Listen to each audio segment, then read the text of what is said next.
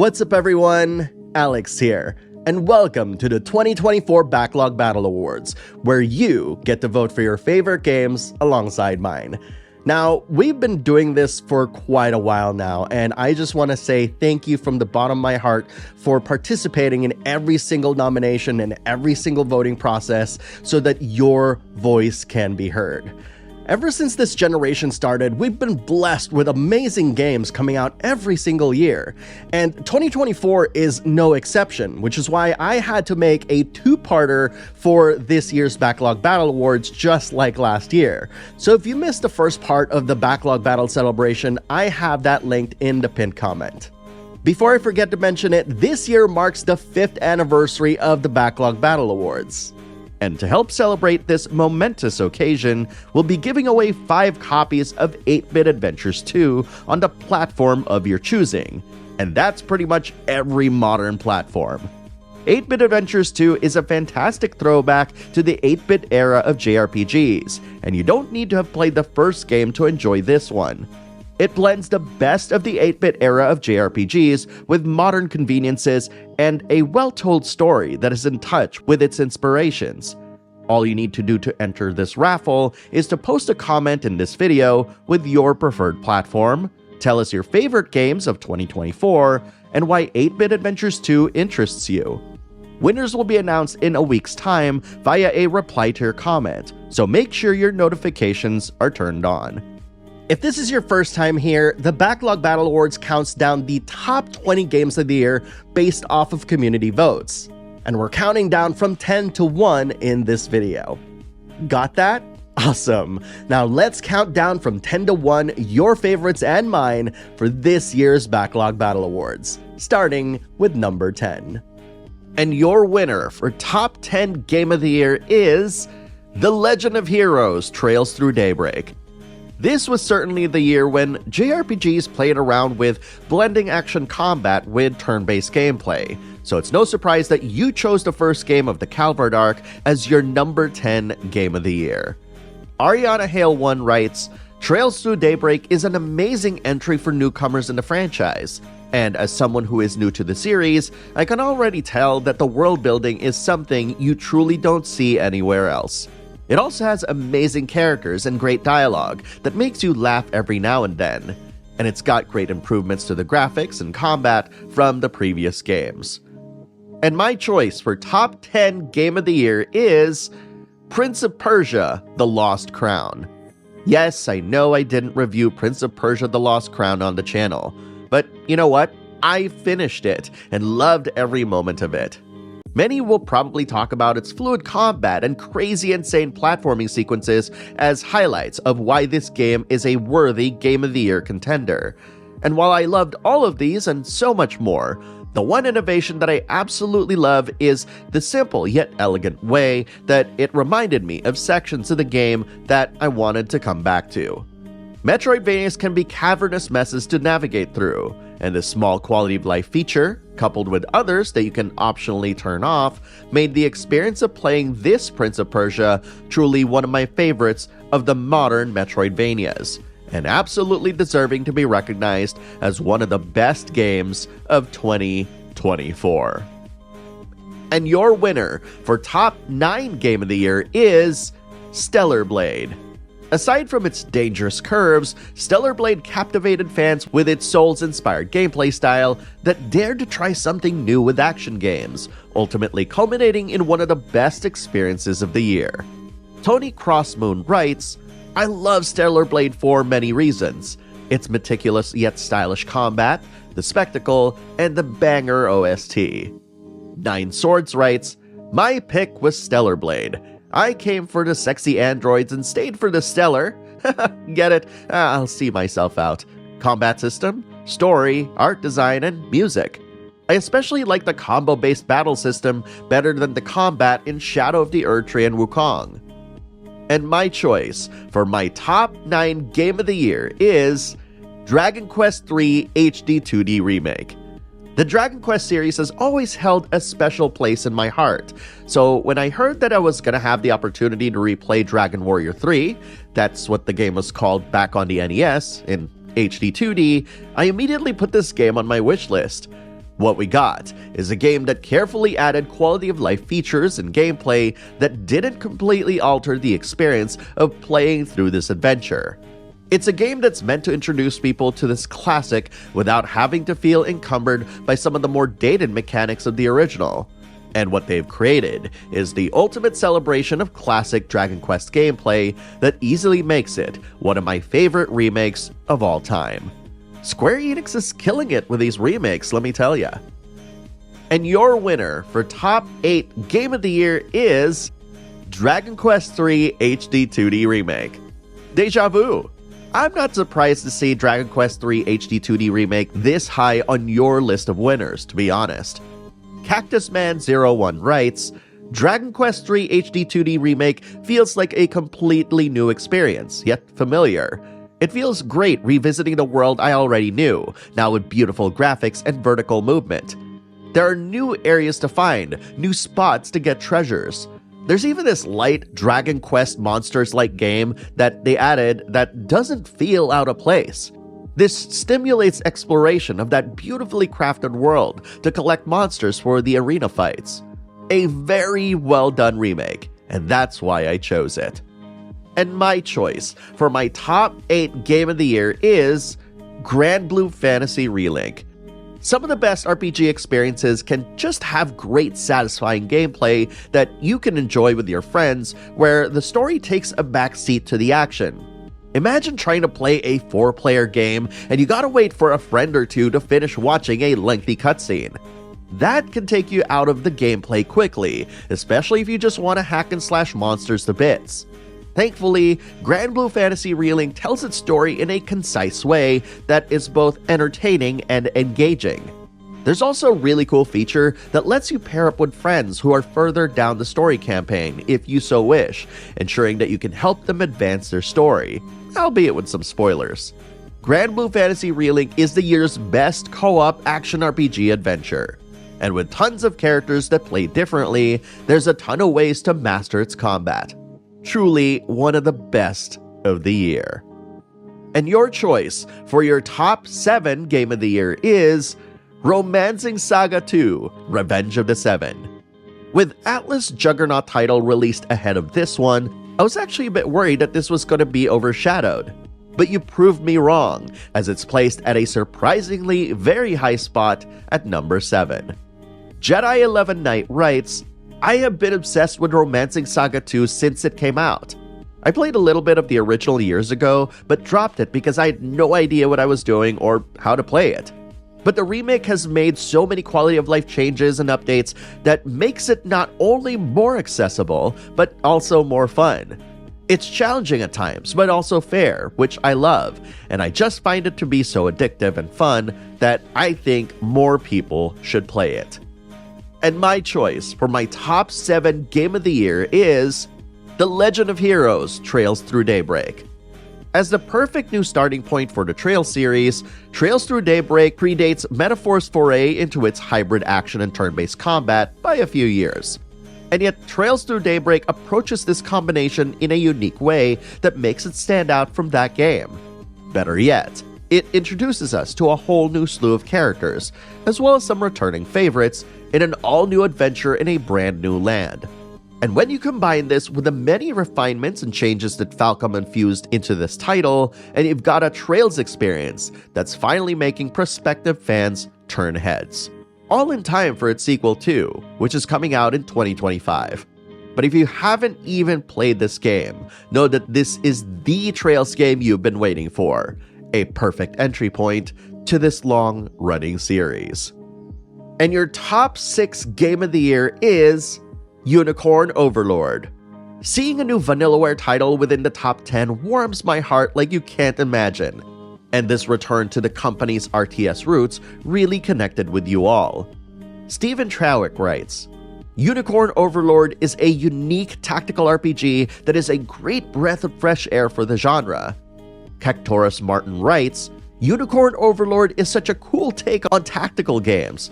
The art from Vanillaware is gorgeous, the world is interesting, the characters are lovable, and the gameplay loop is addicting.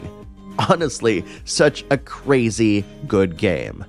MJ NGL Witch writes, Unicorn Overlord is my game of the year because it combines two of my favorite things that I look for in a JRPG.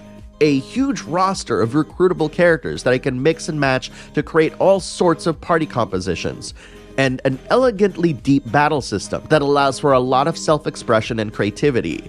It's the only game this year that I had as much fun with as the 2023 Backlog Battle Game of the Year, Octopath Traveler 2, so it's an easy vote for me.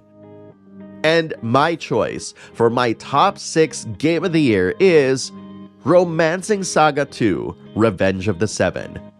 If you told me at the beginning of the year that one of my top 10 games of the year would be a remake of a Saga game, I probably would have laughed in your face. But here we are in award season, and Romancing Saga 2 places right smack dab at top 6. This isn't to say that I'm a Saga hater. My favorite JRPGs of all time just happen to include Final Fantasy Legend 2 on the Game Boy, which happens to be a Saga game. But the Romancing Saga 2 remake, made by the people responsible for the incredible Trials of Mana remake, made an impenetrable game more accessible thanks to smart design choices and tweaks that enhanced all of its innovations. This is a roguelite with a T that was made before roguelites were even a thing, and now everyone can truly enjoy how amazing of a feat this was for both its time and for the modern era. Bravo! And your choice for your top 5 Game of the Year is Like a Dragon: Infinite Wealth. Ichiban and Kiryu's grand adventures in Hawaii have no doubt been a fun vacation away from your typical JRPGs this year, and it shows with your comments. My friend Fem Trooper writes, Like a Dragon: Infinite Wealth was the perfect balance of two amazing protagonists fighting for what's right. It has become one of my favorite games of all time. RC Batolia writes, Infinite Wealth was my game of the year because the game and the story is just so fun to play and experience. The characters are as good as it gets, and the game has more than enough content to keep you entertained for hours upon hours.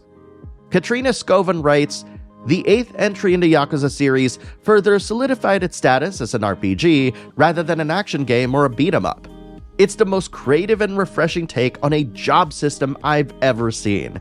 The pyro dancer, tennis, football player, and cabbie classes all add useful and hilarious abilities.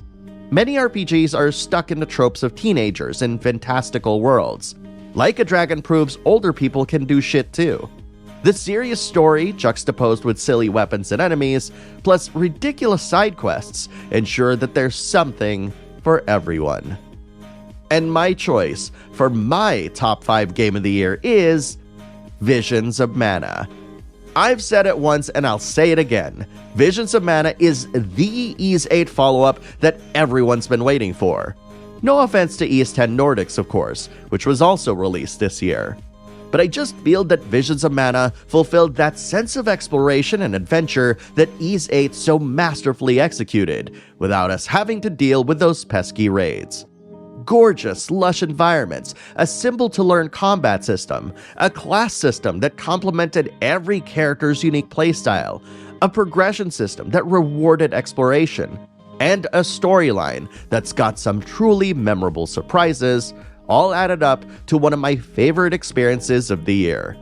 If you're one of those people that skipped on this game, you owe it to yourself to play Visions of Mana, especially since Square Enix just hired its director from its now defunct developer.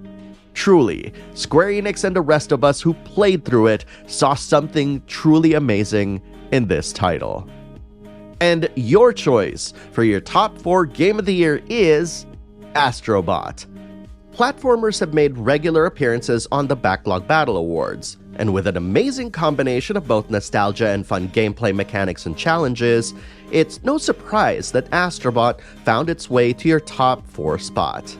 Pat Curley writes, Astrobot was just pure bloody bliss. The amount of joy I had playing through it was incredible. It was just incredible. R. Tingle writes, this game completely mesmerized me. I have never had so much fun with a 3D platformer. It is the first game I ever got the Platinum Trophy for. Beautiful art, music, and amazing level design. The PlayStation history nods kept me coming back for more. This game is proof that new franchises can still be made, even in the current times when developers and publishers are playing things ultra safe with remakes and well-established series.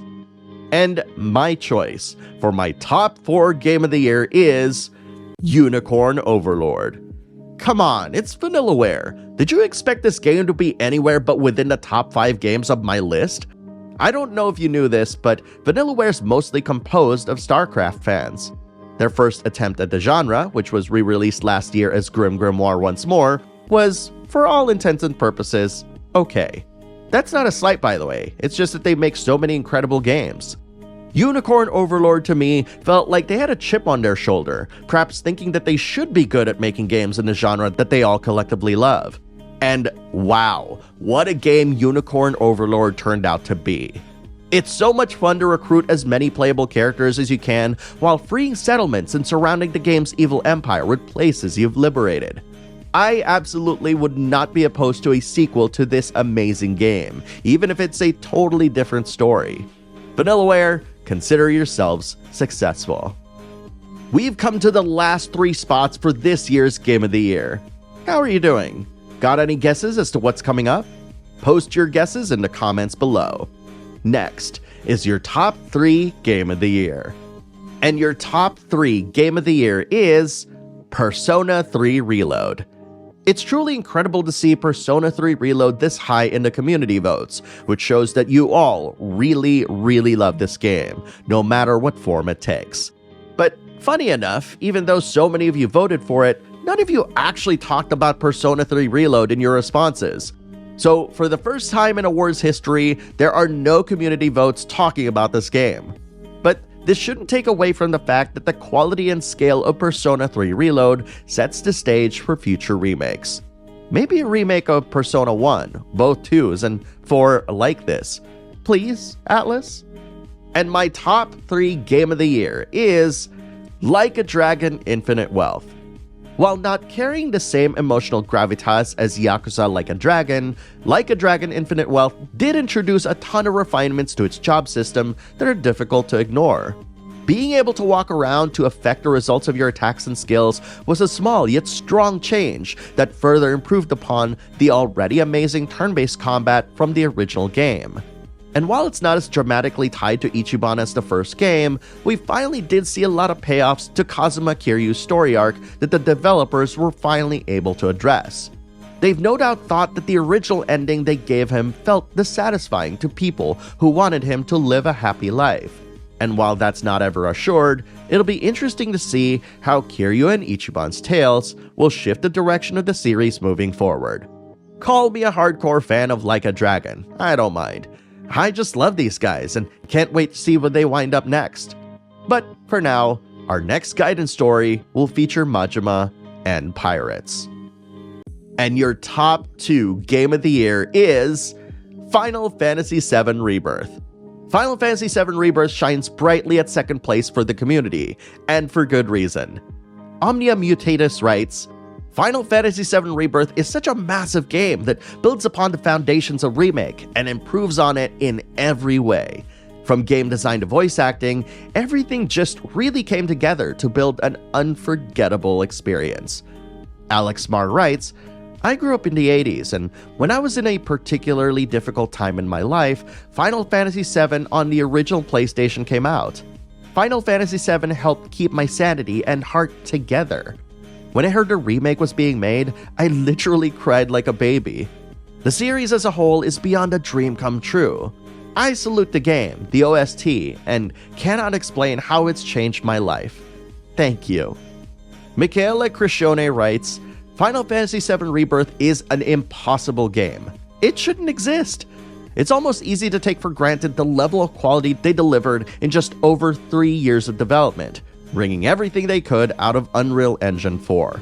The way the music transitions seamlessly from one scene to the next, the way that every little bit of NPC dialogue is voiced to flesh out a truly living world, the depth of detail in its environments, the elevation of what was already one of the best combat systems in Final Fantasy history, the unparalleled character writing and performances, the sheer scope of the game.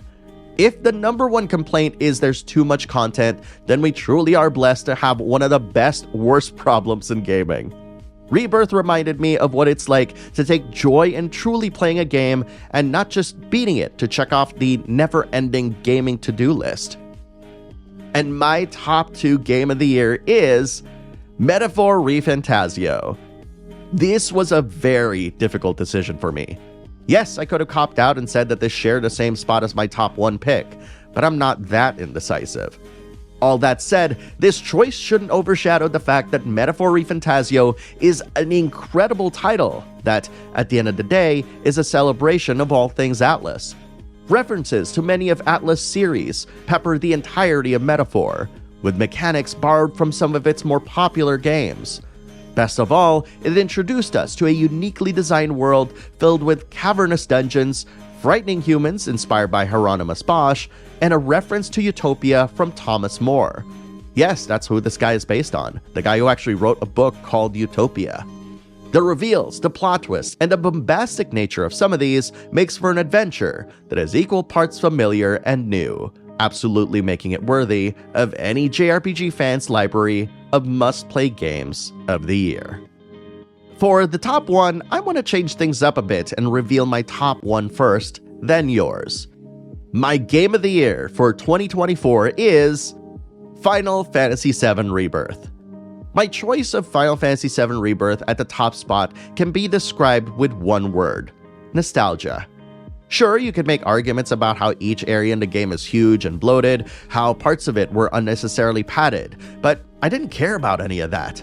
To me, it was an excuse to immerse myself in the world of Final Fantasy VII in a way that no other game with a Final Fantasy VII moniker allowed me to do. It fully realized what I had imagined all the way back when I played the original game decades ago, to a degree that exceeded my expectations and then some.